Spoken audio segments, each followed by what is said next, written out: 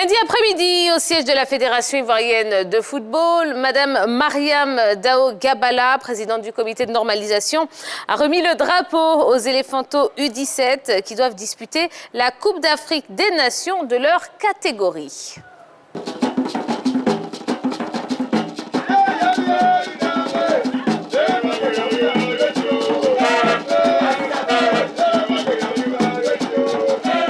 Ce que je peux vous donner, c'est des conseils. Vous allez au Maroc, vous allez représenter la Côte d'Ivoire. Si vous êtes arrivé à ce niveau, c'est que vous pouvez nous rapporter la victoire. Et je voudrais vous dire que vous ne partez pas seul.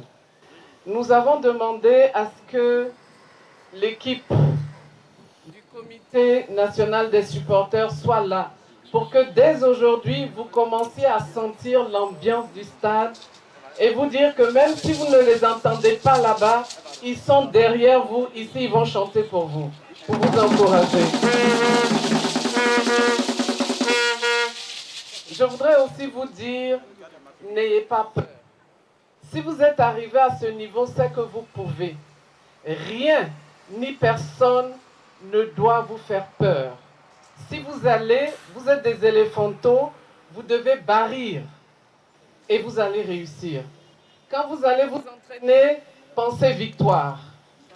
Quand vous allez prendre votre douche, pensez victoire. Quand vous allez rentrer sur le terrain, pensez victoire. Parce que le peuple de Côte d'Ivoire vous regarde, vous soutient, et le peuple de Côte d'Ivoire attend que demain, l'hymne national de Côte d'Ivoire qui vous a accueilli retentisse dans ce stade du Maroc. La victoire est dans vos mains, allez la chercher.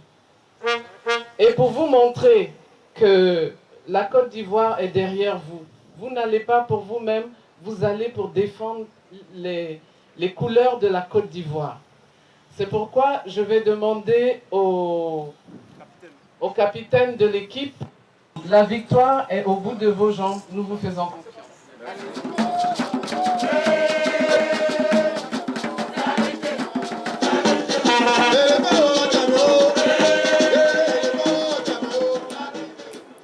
Bon, alors, messieurs, dames, à quoi correspond cette cérémonie? Ouais, mais moi, quand j'entends de la musique, vous savez qu'il faut que... À quoi correspond cette cérémonie, Henri Jo? Ah bon, ça se fait un peu au niveau des autres nations en Afrique. Notamment, on a l'habitude de voir ça avec les Sénégalais, avec les Marocains. C'est une sorte, une manière pour elles d'envoyer ces éléphantos-là en mission du côté du Maroc, parce que c'est pour aller défendre les couleurs ivoiriennes, et elle remet ces couleurs-là avec le drapeau à ces jeunes joueurs-là, afin qu'ils puissent aller défendre ces couleurs du côté du Maroc. D'accord. Alors, le téléphone est ouvert, hein, ça y est. Vous pouvez commencer à nous appeler, hein, 27 21 59 93 99. Les éléphantos U17 peuvent-ils préparer idéalement la CAN dans l'environnement actuel du football ivoirien? Eh bien, on attend avec impatience de savoir ce que vous en pensez. Alors, justement, même question pour vous. Alors, dites-nous, Jean-Philippe. Mais je pense qu'ils peuvent. Je pense qu'ils peuvent très bien préparer cette compétition, d'autant plus qu'ils ont été maintenus dans une bulle du côté de Songon, où ils ont préparé cet événement avec leur entraîneur. C'est vrai que très peu d'informations filtrées aujourd'hui sur les joueurs qui vont participer à cette compétition. On ne sait pas particulièrement s'il y a eu des nouveaux noms qui sont venus s'ajouter à l'effectif ou pas, mais c'était un plaisir de les revoir du côté de la Fédération ivoirienne de football et recevoir le drapeau national. C'est quelque chose qui n'est pas courant. Tout à l'heure, Henri Jo citait le Sénégal. J'ai fait rire parce que bon, c'est une cérémonie qui ne se passe au Sénégal, mais qui n'a pour l'instant jamais porté chance aux Sénégalais. On espère ne pas être voilà, dans la même veine qu'eux. Mais ils retournent au Maroc, sur cette terre qui avait sacré les U17 champions d'Afrique en 2013. Et on espère qu'ils auront tout simplement la même chance que leurs devanciers. Ils l'ont déjà fait une première fois, donc cela n'est pas impossible. Il faut juste les accompagner, les encadrer, leur donner ce qu'il faut pour aller le plus loin possible dans cette compétition, parce que le plus important, c'est pas d'aller figurer, c'est de représenter vraiment la Côte d'Ivoire, de jouer. Je pense qu'aujourd'hui, quand on regarde dans cette équipe des éléphantos, il y a de la qualité, donc je ne serais pas étonné si on ramène la coupe à la maison. D'accord. J'ai failli continuer. Allez, les éléphants. Merci. Allez, monsieur Ibo est avec nous. Bonsoir, monsieur Ibo. Bonsoir Pierre, bonsoir la grande team. Bonsoir, monsieur Ibo. Comment allez-vous? Ouais. Oui, très bien, Dieu fait grâce. Et ça fait 2 jours, monsieur Ibo. Oui, bon, c'est le travail, hein, Pierre, Bon, on est content de vous entendre. Alors, monsieur merci Ibo, beaucoup. les éléphantos U17 peuvent-ils préparer idéalement la CAN dans l'environnement actuel du football ivoirien? Bon, Pierre, ils l'ont déjà fait, hein, avec la victoire au niveau du Togo. Voilà, ils l'ont déjà fait et je pense qu'ils peuvent... déjà, ils sont déjà au recrutement au niveau du niveau académique. Oui. Ben, la préparation est parfaite. Dieu merci, le comité de normalisation dirigé par Madame Dao Gabala et son équipe est tout simplement au petit soin de ces jeunes gens et du coach Dao Lassné et puis tout l'encadrement qui les entoure. Vous pensez que pour cette compétition, ils sont dans de meilleures conditions que pour la compétition précédente? Oui, tiens, je vous dis au début que j'ai mon fils au sein de cette sélection. Donc, je le suis depuis longtemps. D'accord. Aujourd'hui, contrairement à l'UFOAB, cette compétition, je dirais plutôt, elle a mieux préparé. OK.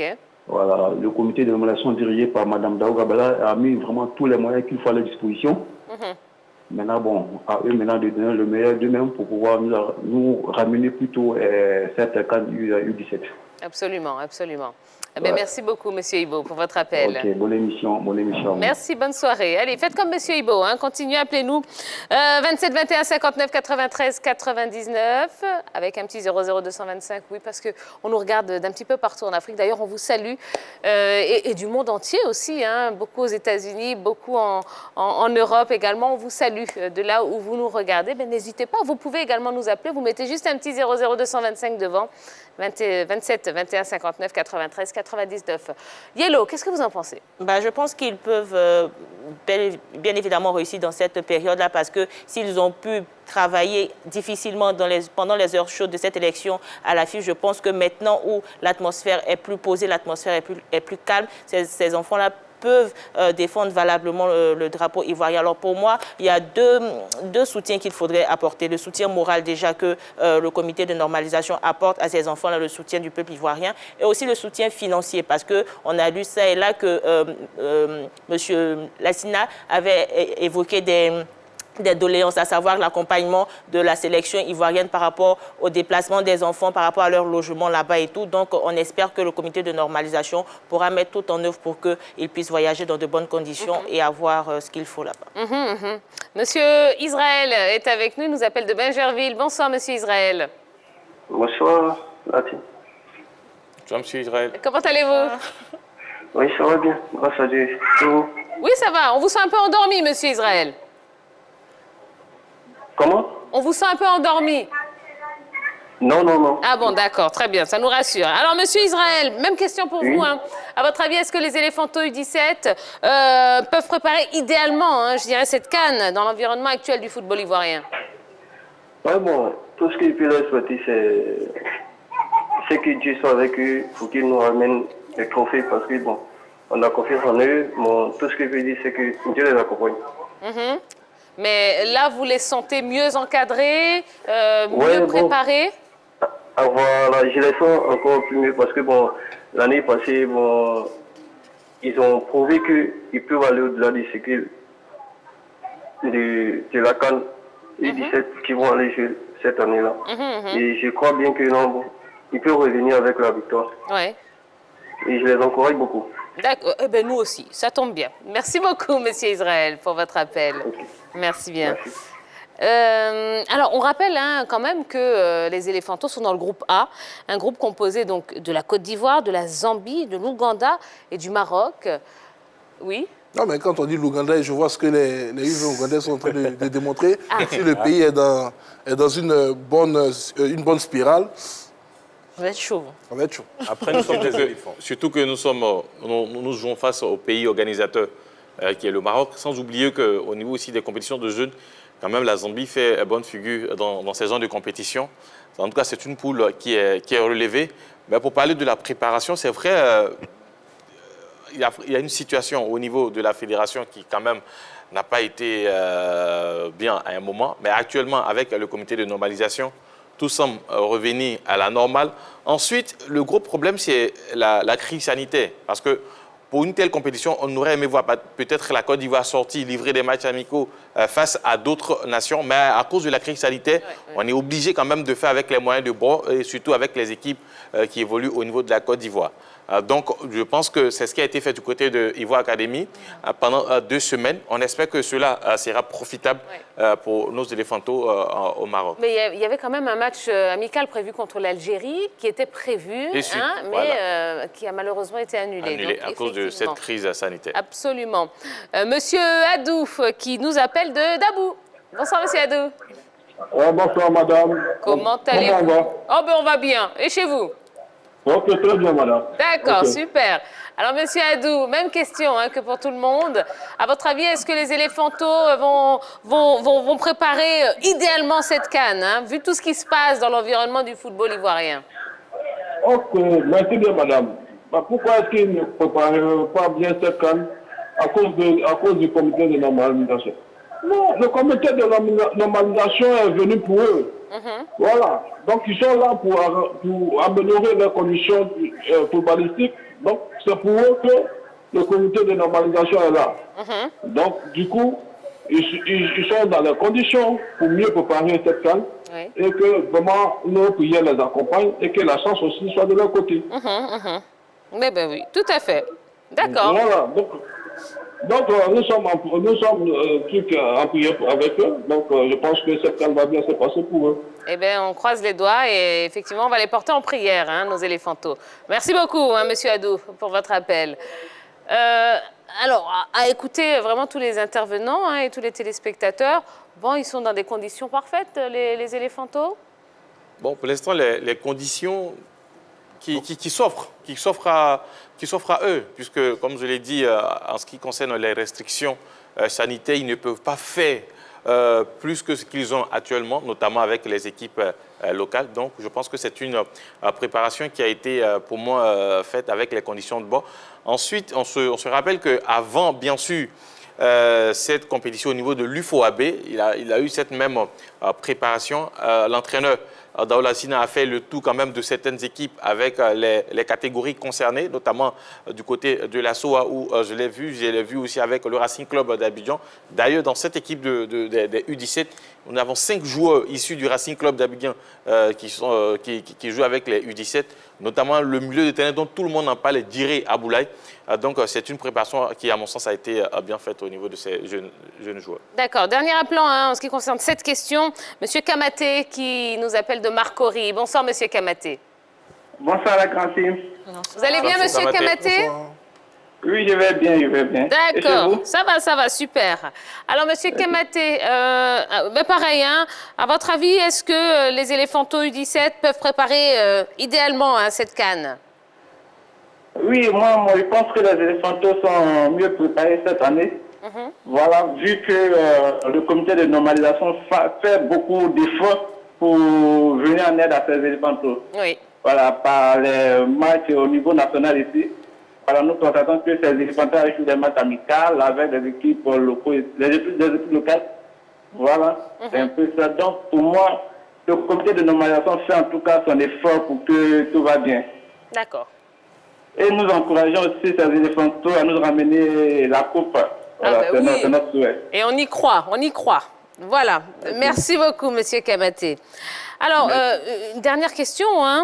On va parler du sélectionneur, Lassina Dao. Est-ce qu'il a pu renforcer son équipe avant cette CAN? Jean-Philippe.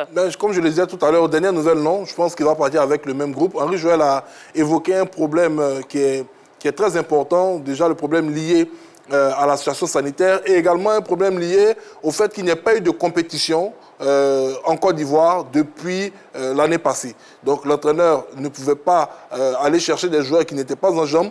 Il a préféré aller avec la certitude, ce qu'il a pu voir et ce qu'il a pu avoir durant le tournoi de l'UFOA. Maintenant, bon, jusqu'à ce que les listes soient validées, on attendra de voir s'il n'y a pas un changement qui pourrait y intervenir. Mais au niveau de cette catégorie des jeunes, c'est difficile quand même d'avoir d'autres joueurs évoluant, par exemple, sur le continent européen. Par exemple, c'est difficile aujourd'hui d'avoir un joueur ivoirien de moins de 17 ans évoluant peut-être dans un club au niveau de l'Europe qui soit capable de venir aider cette équipe que nous avons connue au niveau des compétitions à l'UFOAB. Donc, à mon sens, il va garder la même équipe qui était du côté du Togo. Maintenant, si peut-être, on ne sait jamais au niveau de ces zones de sélection, s'il y a des blessés, ou ce qu'on ne souhaite pas d'ailleurs pour Daoula Sina, mais s'il y en a, forcément, il y a une sorte de liste élargie à son niveau. Il pourra peut-être faire entrer d'autres joueurs. Mais à mon sens, il ne changera pas la liste de ceux qui étaient du côté du Togo pour jouer cette compétition au niveau de l'Afrique. Bien que voilà, le niveau sera un peu plus relevé par rapport à l'UFOAB remporté par les Éléphantos. C'est ça, c'est ça. Et on rappelle donc nos Éléphantos qui sont dans le groupe A, avec la Zambie, l'Ouganda et le pays organisateur, le Maroc. Mais on leur souhaite bonne chance. Et vraiment, oui, on y croit et on est persuadé qu'ils vont faire quand même un très, très, très bon résultat là-bas. Allez, on va marquer la première pause de la soirée. Dans un instant, notre invitée de ce soir, c'est une championne de roller, messieurs, dames. Oui, Alexandrine Kwame-Lou sera sur le plateau de la Grande Team. Avec elle, on parlera évidemment de sa discipline. Donc, si vous avez des questions à lui poser, eh bien, faites-le via la page Facebook de la 3. Et puis, on vous donnera les dernières nouvelles de cette affaire de la CAF entre Gianni Infantino et la FIFA. Bon, on vous expliquera tout, on vous mettra au goût du jour, messieurs, dames. À tout de suite.